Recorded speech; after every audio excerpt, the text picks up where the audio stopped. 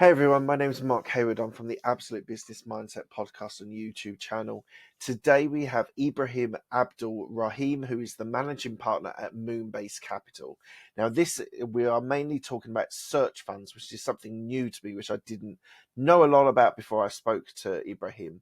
So we talk about his early career working for his family business, learning lots from working for McKinsey's, and then going back to the father's business and then being selling it to a large player, and also then growing that business while he was there. So we then spend quite a lot of time in search funds, and I think you'll be interested to learn more about that area because it's a really interesting way to be able to invest and learn about different industries. So we have a great conversation with me and Ibrahim. So please do enjoy it. If you are enjoying this content, please do give it a like. Please do give it a subscribe and also click on the bell icon, and then you'll see when the next episode is being released. So enjoy the conversation.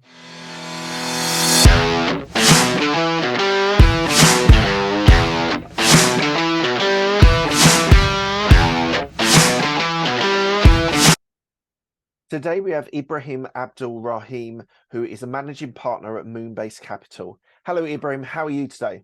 Hi, Mark. How are you? Thanks for having me on your podcast. Absolute pleasure. Thank you so much for joining me today. We're going to talk a little bit through your journey to success, some of the milestones, but equally we're going to go deep into certain areas about mindset and about how, as a business person, as an entrepreneur, you impact your team, you can impact your family, impact your society and your culture. That is also really important.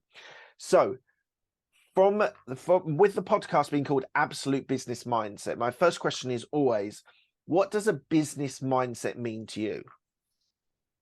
So for me, a business mindset is really about creating and growing organizations, and organizations that have somewhere they're going. So it's strategy or a plan. And for me personally, it's all about getting the team, the people excited enough and involved enough that they go this path with excitement. And so for me, it's all about this, building these organizations and how to move them and grow them with passion and with people who are engaged. Yeah, that's really interesting. So you talked about teams and building teams. How have you approached building teams from a small business to large businesses? So we're going to cover ideas that you worked for McKinsey and for Durla, which are large organizations, large companies, but you've equally started Moonbase Capital as well, which was started as a small business. How do you build teams that are effective and the right people in those places that you need whether it's a large corporate or a small startup? For me, it always starts with a plan, where we want to go. And I think that's a key part which people in some case ignore. But if you already are clear with your team on where you are roughly and where you want to go roughly, then choosing the right people, making sure people are excited and fit well in this specific journey, training them for this specific journey becomes much easier. So in my case, what we've done a number of times, and it worked really well, was starting off with a workshop over a few days, over a certain process where we all as a team agree on where we want to go, where we want to take this company, what excites us. And it's really very personal. So it has to be discussion with the whole team. Eventually, from that point, we come up with certain plans depending on the department, depending on the person, and then we come up with how roughly we want to do this. And then it becomes really easy. What talents are missing? What talents will not fit in this specific journey? What talents do we need to train? So then from there, you can really build it. And for me, I think what this idea brings is the excitement. I think it's hard to have your team engaged. And one good way to do it is if they are convinced of a dream that we're all together trying to tackle or to reach, because that makes them all talk the same talk. Everyone's aligned. And you can clearly see who's engaged with this specific dream and who's not, so you know who to tackle and how to tackle it.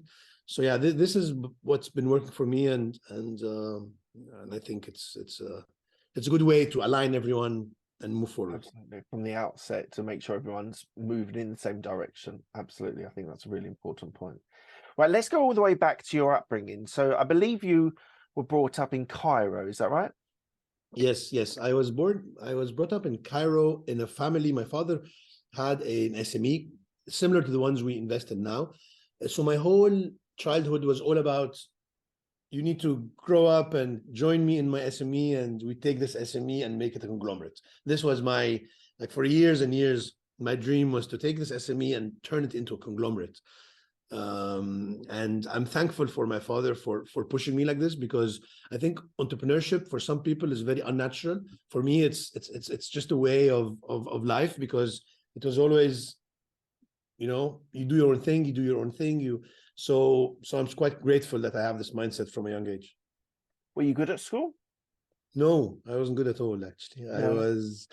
I was the type of student who wants to joke in class and joke around rather than do the. I mean, my teachers usually used to say he's smart, but he doesn't do the effort he needs to do, which is weird, because my friends always make fun of me because I ended up doing 2 MBAs, one at INSEAD and one at Stanford. So, but no. I only became good at school when I wanted to learn, which is the INSEAD days when it started. Before that, for me, learning was, I'd rather joke around. So no, I wasn't. Okay. And you talked about joining your father's business, Delta Aromatic International. What did you learn from being in a family business? Obviously, not obviously, but dynamically, a family business can be quite difficult at times because of different or previous relationships that you've had in the family. How did you find joining that company? It was extremely frustrating, actually. I learned so much. It was only me and my father at that point, because my brother was still young and my sister too. So I was only me and my father, no other family members. But working with your father is tough, because being a founder of an SME, he was used to being the god of this organization. So everyone basically follows the footsteps of the founder quite always. And I didn't think that. I wanted to do it my own way, and I wanted to change things around and try things. And he was not so happy with that. He was happy with the idea. But then when we come to discuss a certain thing that I wanted to change, he always used to say, you're too young, you don't know yet, you need to learn. And he never took my opinions. And so the first 4 years when I did that, it was quite a learning curve, because I wanted to prove myself. So I worked really hard. However, because I wanted to prove myself and he never gave me the approval easily, I was always frustrated, feeling that I am good and he's not saying I'm good. So it touched me in a weakness I have, which is this always feeling I'm not doing enough. So I ran really fast. So I learned, and he gave me responsibilities, but it was really frustrating. It was really frustrating. And then you then moved to McKinsey's, which big company, totally different culture, totally different sort of atmosphere. You worked in Milan originally, and then you set up the Cairo office as well. What was that like, that shift? What I suppose, what made you move there, and why did you target McKinsey's when you were looking to get employed? So I decided to do INSEAD after the 4 years with my father, because I wanted to learn. I said, if I want to take this SME and turn it into a conglomerate or whatever, I need to have the same education as people who work in conglomerates, basically. And I always saw other companies very successful. So I thought I need to learn how to do that. So I went to INSEAD first with this mindset. And during INSEAD, I remember sitting in class, and the professor always joked, if some question came up that's really hard, he always said, I give this to the McKinsey guys. You give this to the McKinsey boys. So, and I literally asked the person beside me, who are these McKinsey boys that people are always, and I went to McKinsey to learn. For me, it was a learning journey. I wanted to learn more about strategy, and I joined the organization practice within McKinsey. So I wanted to learn about culture and organization. And so that for me, it was a pure learning curve, learning thing. So I joined to learn, and I learned a lot. McKinsey is a great school, because you work every few months in a different project. So you see strategies of different sectors, you see different problems you're solving, you deal with the top management always. And That was quite an eye-opening, and also McKinsey has a way of doing stuff. So you need to be structured, for example. You cannot be unstructured. You need to be on time. There's certain things that they drill into you, which, given my entrepreneurial past and doing things my own, having this consulting concept where it's a bit more sophisticated, both together, I think was for me, in hindsight, quite a good combination. Did you find it quite tough being in a large corporate, being so entrepreneurial? Yeah, it was. So McKinsey is quite entrepreneurial because you do your own thing in a way. I mean, it's still a large corporate, but there's the nucleus of the team. So in a way, it's not, I wouldn't compare it to other large corporates, like, for example, Döhler, when we speak about Döhler. But McKinsey especially is drooling. You need to be on top form. You need to do everything perfect. Everyone is really good. Everyone's really smart. So you're always pushing yourself to the maximum. The engagement managers or your managers are usually not that good managers. So everything I talked about pushing you forward from an emotional perspective, they don't. They know you're a hard worker. So it's just all, pushing, very rough pushing. So in that regard, it was not the best, but I loved my days there because the more senior people, the directors and the partners, I had some great mentors, and they are the ones who really care out for you and give you some of the best feedback I got. And it's a very feedback oriented place, and feedback is the best because you really help. So yeah, I mean, I didn't love the fact that it's too big, but I have to say this was not my problem. McKinsey gives you some of both because you can choose your own way within McKinsey. So it's a bit entrepreneurial as well. Like for me, doing the Egypt office was something which for me was quite entrepreneurial, or joining the practice of organization, very entrepreneurial because nobody else does it. And I thought it's something for me. So in that regard, McKinsey can be quite entrepreneurial actually. Yeah, so I worked for PwC and KPMG as a consultant for a number of years. And so that sort of idea of, this is my word, not your words, but that sort of perfectionism. They expect a high quality of work. They expect the determination. They expect all the cultural stuff is an expectation. It's not a, and I also felt that high quality of work. Now being an entrepreneur and working with smaller teams, trying to implement the best pieces of those of being an SME or being a small business versus the best of what these consultants can bring. And I think that's what gives people a really good grounding when they do have that experience of working in a large corporate. That professionalism that you bring to it, I think, is important. I agree 100%. Okay, so you moved on to Döhler in Egypt, which is the largest manufacturer of food ingredients in Middle East and Africa. What made you move there? Actually, I didn't move there. Actually, we built it because what happened is I moved back to the family business, back to my father. This time I told him I'm back after McKinsey and INSEAD. I want to take charge of whatever. So I became the CEO of the family business, and we spent 4 years fixing a lot of stuff because I came back with enthusiasm and like the plans to change. So we implemented SAP, like the ERP system, which is quite big for an SME, but we started to do juice concentrates, which is a different business we used to do before, only flavors and fragrances. So we entered into actual fruit squeezing and fruit juice concentrates. We did a number of things, and then eventually 4 years in, one of the things that we did rebranding and we went to seminars. So one of the exhibitions in Dubai, we met people from Döhler, and they really liked the brand. And who are you guys? And then we started talking with them, and eventually they bought the food part of our SME. And then I became, and my brother, who also was by then with us in the company, we both joined Döhler Egypt. So we created from Delta Aromatic Food, we made it Döhler Egypt.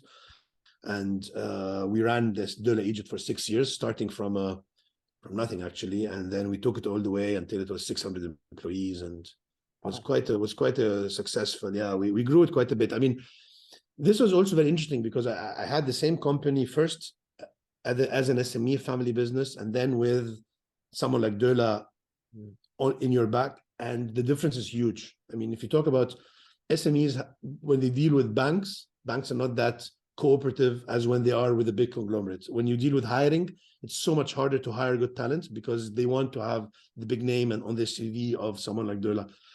So it was very interesting to see this contrast and to have to being able to go way further because of the push and the being part of this big conglomerate. So although I like SMEs a lot, and this our size was always within the SME, even when we grew, but having the investment strength and the brand and the power of a multinational was quite eye-opening, and we were able to scale it quite a bit and grow the business quite a bit. So yeah, it was interesting. What's your view on the difference between growing and scaling? Because there's a lot of literature, there's a lot of books about growing businesses and that different stage when you're actually trying to scale it. Can you talk me through your views on how the best way of being able to scale a business is?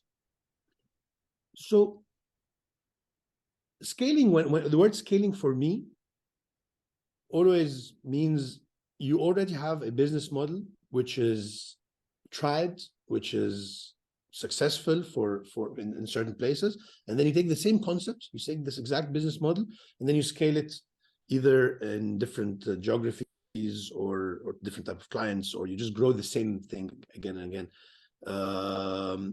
And the growth that we did usually was more of doing different things. So for example, we changed we added lines and different fruits. We did different products from within. For example, orange, you can do so many products that come out of the orange itself, from oil to pulp to different products. And in our case, the growth was always not really scaling in terms of taking one concept and then having scale it out. It was more of how can we either add products, add geographies, add new ideas, being more efficient here, you know what I mean? So yeah, for me, that's the difference. And we were usually on the growth in terms of products, etc., rather than the scaling of the same exact idea and just.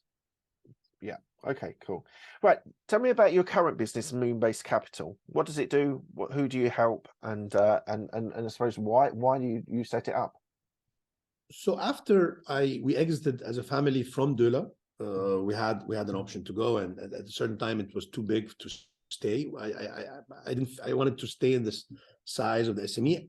At this point, I did not know about search funds. So my concept was tech, maybe go to do a startup or invest in startups, given that I just had an exit, and no better place you have this other than Silicon Valley. So I applied to Stanford and got accepted. I did the MSX program, which is a full-time MBA-like program for a year, but for more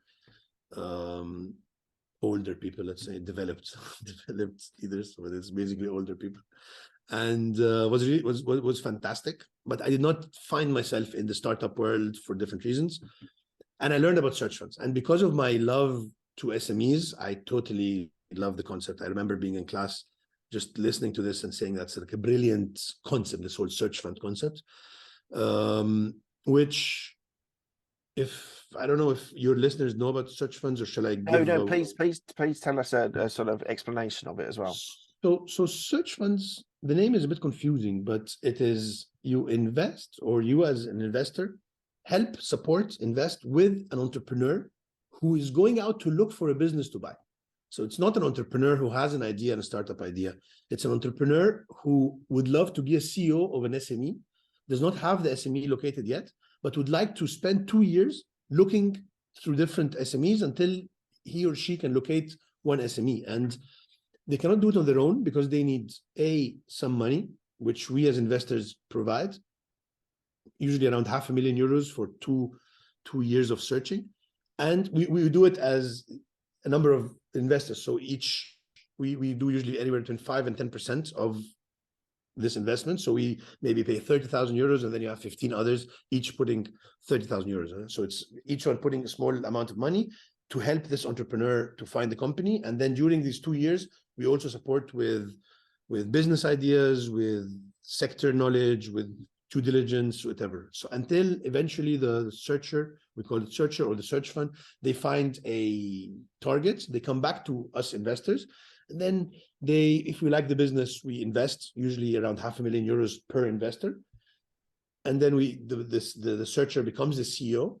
We continue to serve on the board and advise and help. Eventually, they exit in a number of years. And I always say it's doing a private equity job, because at the end of the day, you buy a company that's existing for many years. And so you do a private equity job, exactly. However, you do it very much with a venture capital style of work, because there's an entrepreneur and there's a lot of different investors that put in money each, and there's a lot of mentoring and et cetera, et cetera. So it's this combination of both. And the returns, according to Stanford, who produce a document every 2 years about this sector, is higher than any other asset class. So you're talking about, in the States, it's 33% IRR, which is over the past 30 years average. So it's quite high, which makes it very exciting that you get a good return, at the same time work with entrepreneurs and help them. So I fell in love with the concept.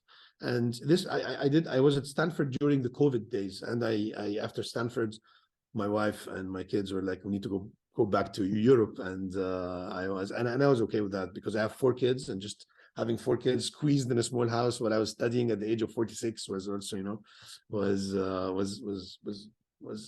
enough. So we decided to go back to Europe and invest in search funds. And when I started working with searchers in Europe, I noticed that there is not so many investors who are from the same background, which is CEOs, consultants, etc. So I felt that there is a lot of value proposition, a lot of value I can add to these searchers. And we came up with the idea to also get a number of advisors that would also help the searchers. So we said, if we're going to help the searchers, let's do it properly. So we are 3 partners, all who could help, but also let's get advisors. So I went back to my network in SIAD, especially, but also Stanford and McKinsey, and I got 40 different individuals who are willing to help my searchers during this journey. So now what we do at Moonbase is we have 10 searchers we're working with at the moment. We're raising our fund, so we hope to bring this number to 30 searchers. And we're creating a fund where we will have our advisors help searchers and eventually buy a number of good companies, work with them until they grow, and then exit. So that's what we're doing. And we're based in Barcelona. Absolutely fascinating, that whole idea of search funds. It's not something that I've been aware of before I started doing a little bit of research on you. What's the application process for the entrepreneur to be able to be a search fund? So usually what they do is they create a document, a PPM, a memorandum, and then they start sending to a number of different investors. There are funds, and there are individual people who are CEOs and have some extra money and would like to work with searchers to find companies. So you have a number of different people they can reach out to, and they're known because from the current entrepreneurs who are the investors around. So usually they talk to current entrepreneurs. One beautiful thing about this whole industry is people are really collaborative, different than other financial industries are different, because, for example, in private equity, either you take the deal or my competitor takes the deal. So there's a lot of some competition. In our case, the searcher works with 15 investors. So even if I lose a searcher, I cannot blame my other 14 investors, So there is no real rivalry there. So the investor basically studies the PPM. We do 1 or 2 or 3 interviews. Some investors have a personality tests they ask searchers to go through. We don't. We have 3 different stages of interviews that we do and ask different questions. Honestly, at the end of the day, you can never, from a few interviews, know which searcher will get the best company. So the best is to work with people that you want to work with and that have a good potential to be leaders. That's the one thing we always make sure. Can these guys be leaders or not? And then you work with them very closely. So you see how they're developing and how nice and how good it is to work with them.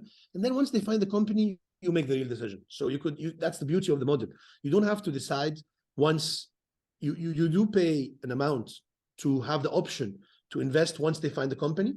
However, if they find the company and you don't like it, they return you the money plus a markup, 50%. So what we do is we work with the ones that we think have the highest potential, but we know that half of them will either not find companies or will find companies that we don't like. So we will always try to get a bit extra searchers, work with all of them, get to know them, and then decide when we have the company, whether we want to invest or not. What do you think are you mentioned about leadership? What do you think is the critical points that you look for when you're looking for a search funder that is going to be a leader, is able to be a CEO of a company? What do you look for? So let me answer this in the SME world, because in a small company, I think the leaders are a bit different than in large ones. But for us, you need someone that can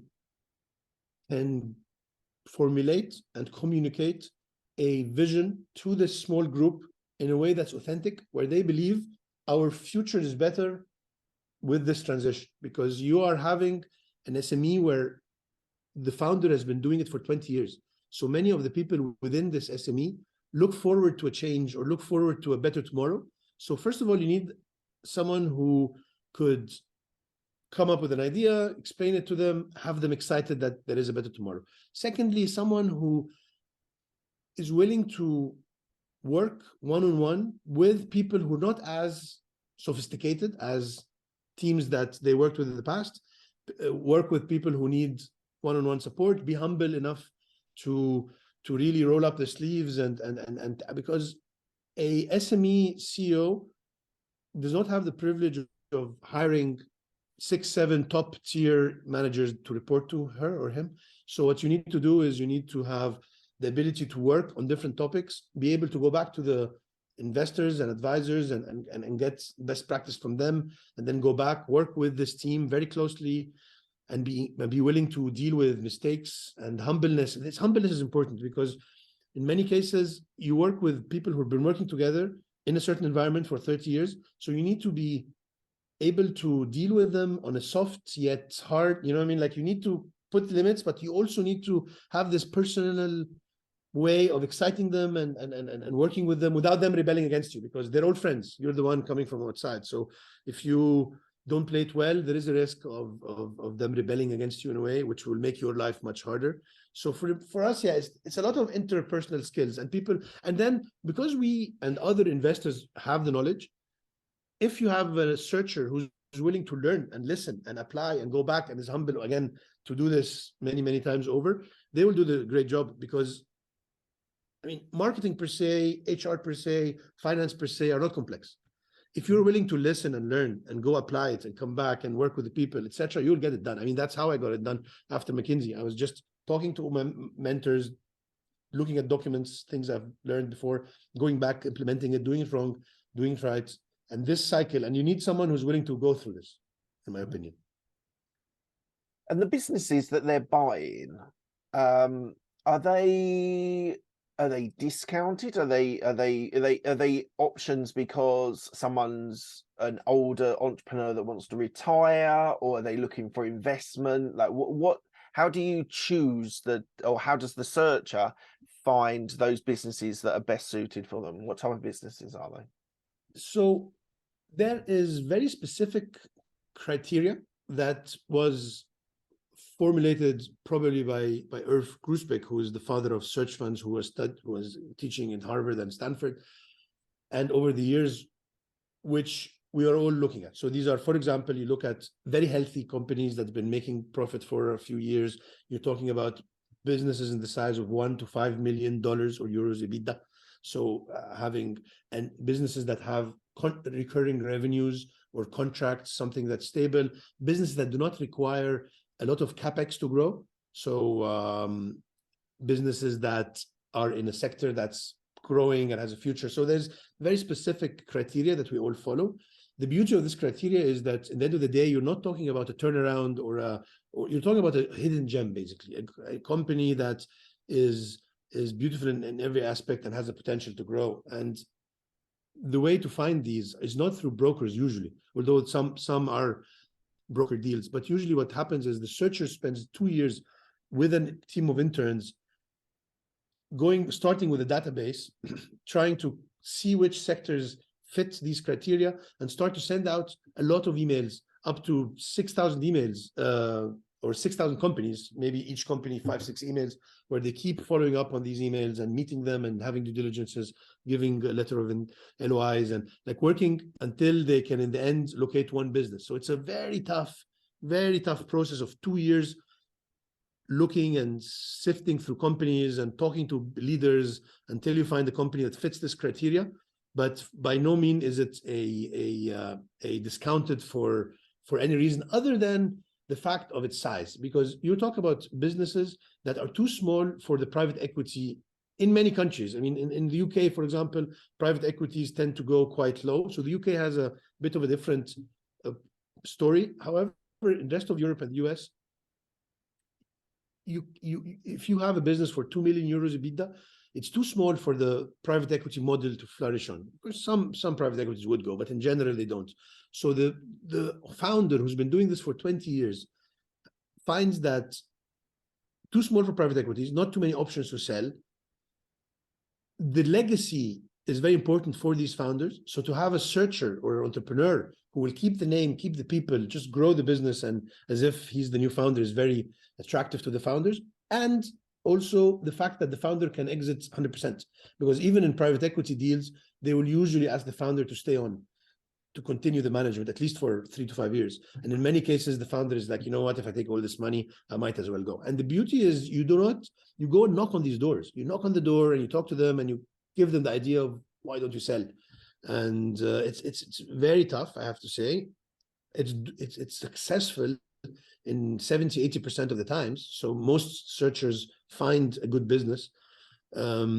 But in some cases, searchers spend 2 years of hard work and fail to close a deal, or they find businesses that do not fall into the criteria and the investors don't like it. There's different reasons. I'm talking now about something which is called traditional search funds, which is what we usually work with. There's also self-funded search funds, which is a searcher or entrepreneur who wants to buy a company, but does not ask for investors to put money, etc., etc. They just, on their own, on their part-time, look for companies. Once they find the company, then they go to investors and tell them, hey, I did a self-funded search. Now I have this company. Would you like to invest? So there is also this one, which has a bit of differences to what I talked, but the same logic is still there. And what's the European market, the industries that you're investing in Europe, and how do they differ from what you were doing in the US?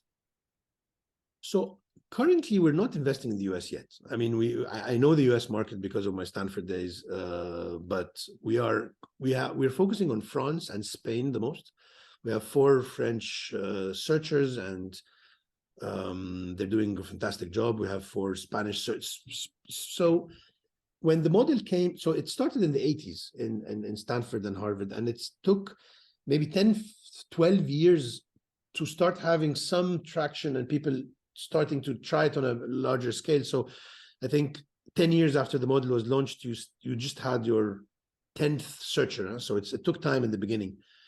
But then people noticed that it's a brilliant model and it's making a lot of money, etc., etc. And around maybe 10, 15 years ago, people who studied in the States started coming and doing the model either in the UK and Spain.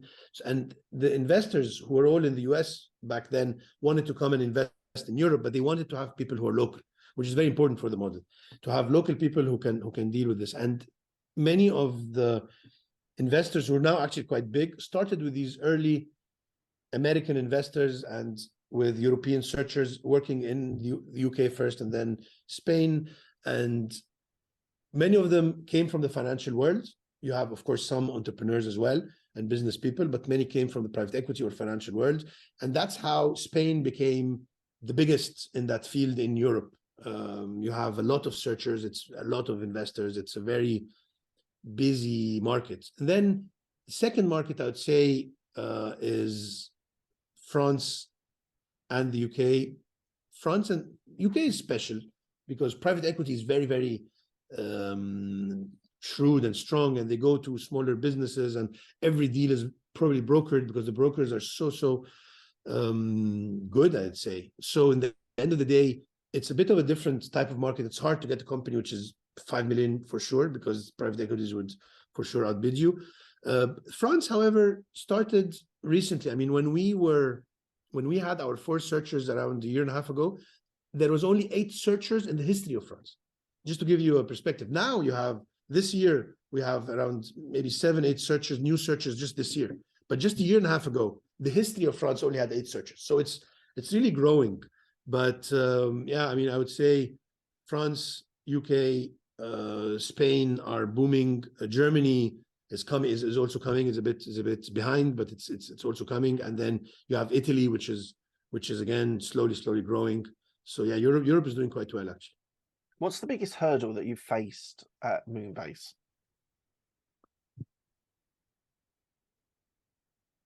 I mean, I don't know if it's a hurdle or not, but we were very worried of how to enter this community and have an impact and have a name that would attract good searchers.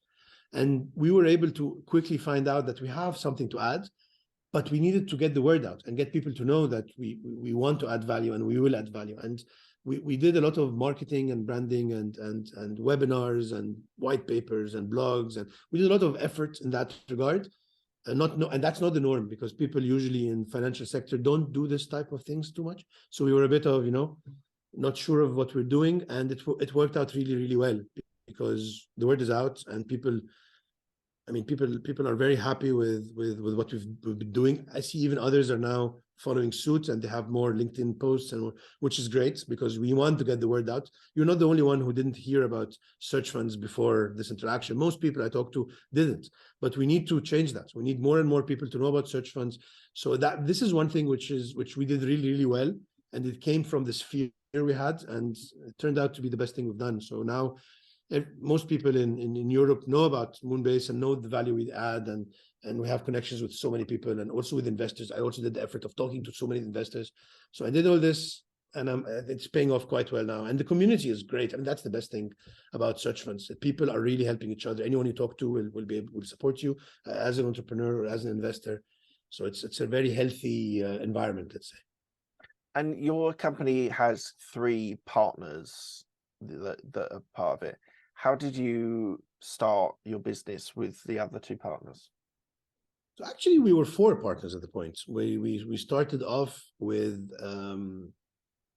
Sergio, who was a friend of mine from the INSEAD days, and he was starting to do his own search. He wanted to be a searcher, so he contacted me to. This was the first searcher to contact me, because we're friends, and he contacted me to invest with him. And then he's from Peru, and Carlos, my partner, is half Peruvian. So I asked Carlos if he knows him well, and then Carlos is like, I know him, he's a great guy. Let's invest with him. Maybe he can lead our investment in search funds. And so we started off with Sergio. In 1 or 2 years, he decided, and we decided to part ways. But that's how it started with the 4 of us. Khaled is my brother, so he's my partner for everything I do so far, and it was a natural fit. Carlos was my friend a long time ago, and we talked about search funds giving Sergio, and Sergio is also a good friend and still a good friend. So that's how it all started. And Barcelona came because Sergio was living in Barcelona, and I started there, and I think it's very healthy to be in Spain, because Spain is the biggest market after all, and it's good to be in Barcelona because it's a great city. And coming from Cairo and San Francisco, I prefer to be in a smaller, city with a beach, which is great, and there's great searchers there, and so that's how it came. Amazing. What's the plan for the next 2 to 5 years for you and your business?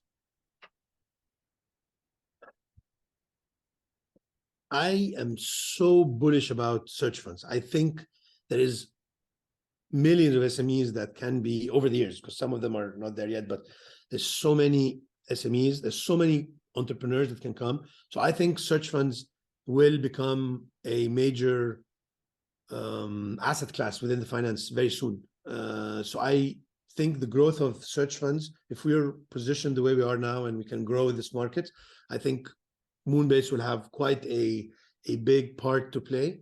So I would love to create small funds. I think usually search funds are invested by funds that are mimicking the private equity style funds. We're trying to create a fund which is a bit different. We're trying to create a fund which is smaller in size, so we can focus more on a smaller number of companies and really help them, because I think investor has a big role in helping the searcher.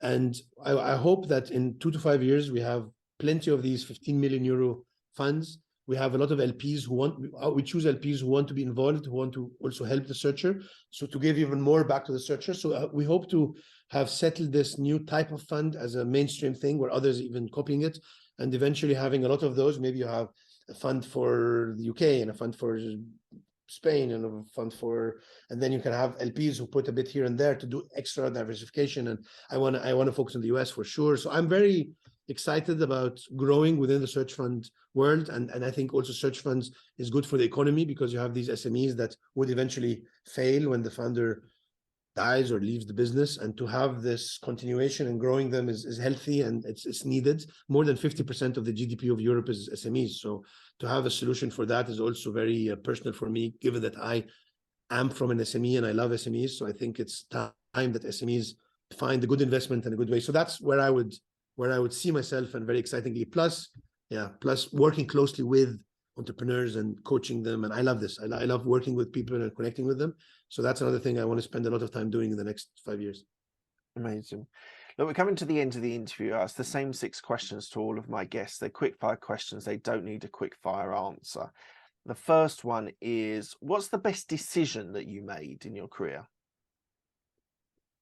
The best decision is, it's not only one, it's multiple, but the same theme, is keeping pushing forward. Because when I went to INSEAD, was a big push forward. My father was like, why? You already can be a CEO in 2 years. Why do you need to spend all this money? And the same with when I went to McKinsey. I could have went back becoming a CEO, and it was much easier.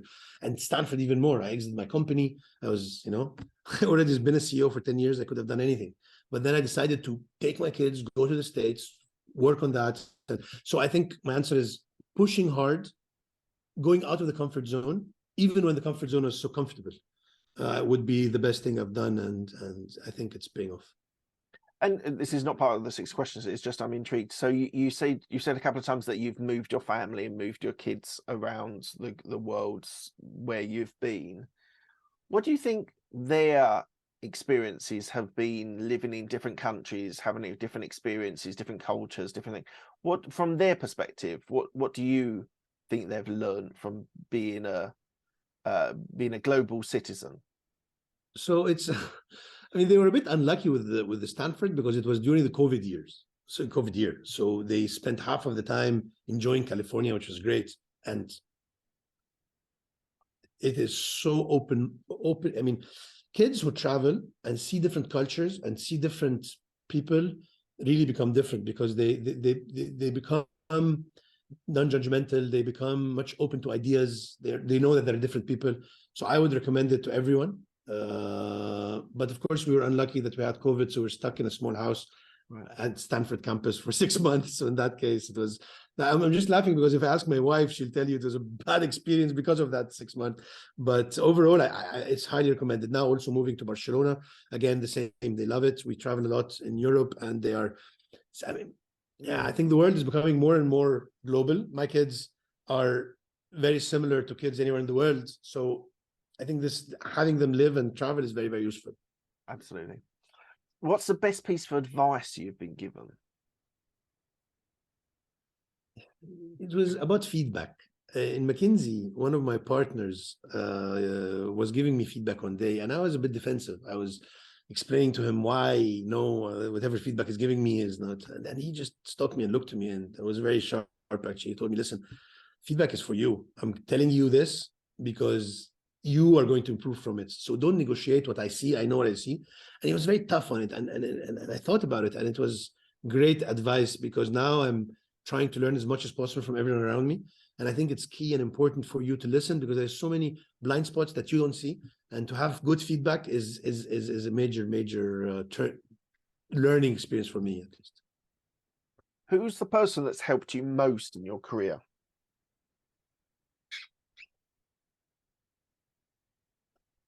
I'd say my brother, who's 10 years younger than me, but we have been partners forever, and I taught him a lot. He came basically after my McKinsey days. He was just graduating from university, so I gave him a lot and explained to him, gave him a lot of things to do and take responsibilities. So he grew really, really fast, and now he's the one always pushing me. He's more the numbers guy. I'm more the strategy, and so he's the one always pushing me. And so I would say my brother, we have a partnership which is quite unique. And although he's 10 years younger, I always consider him the older one, because he's always pushing me and pushing forward. So yeah, I'd say my brother. Awesome. Do you have any regrets? No, No, I never have regrets. I don't have regrets because I think everything we do is a learning, and you never know if you do something, it's going to be good or bad. There's no way to know. I mean, you can think that you got invited to this thing, which is great, and it turns out to be the worst thing and the opposite. So I do these things with this mindset. And I know that if it's bad in the end, I did it with this mindset. So I never have a regret given this mindset. What's the mindset that you're referring to? It's the mindset that any decision you make, there is no way for you to know if it's good or bad. There's no way. I went to INSEAD thinking it's the best thing, and it was, but it could have been the worst. You know what I mean? And the opposite is true. Many things happened to me in my life, and I thought it will ruin my life. And then later I find out that actually it was quite good. So I don't have regrets because any decision I've made, I knew that my decision is a very small part of the overall equation, and there's a lot of luck and a lot of karma and a lot of other things involved. So I never had regret of a decision I made because it wasn't that important. It's just part of the overall, it's not me who actually is to be blamed in a way, So yeah, so I don't have a... Okay, fantastic. What are you most proud of?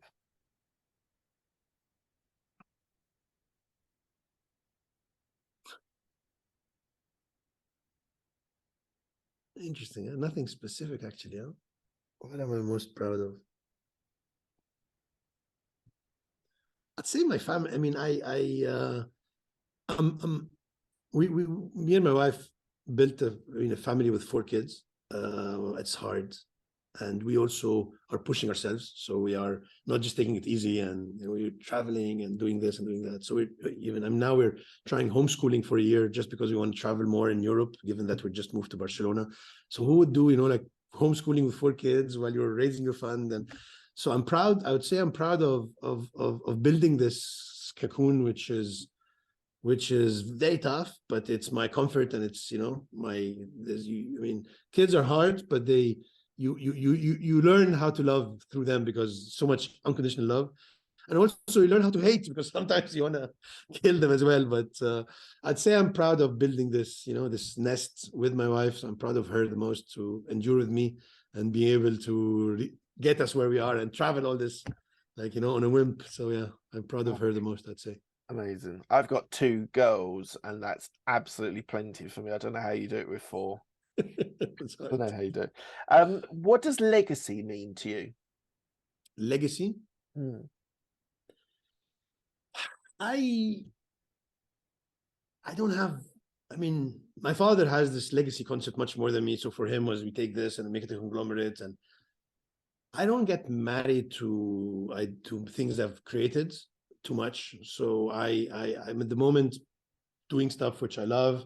I don't see like my legacy. I don't have this, I think it's a bit egocentric to overthink about having a legacy and doing a legacy. I would love to be very useful to people. So I would love if I would say a legacy, I'd love to be a mentor to people that I touch. So even after I go, they can say, there is this guy who actually touched our lives. I love to touch people's lives on a personal level.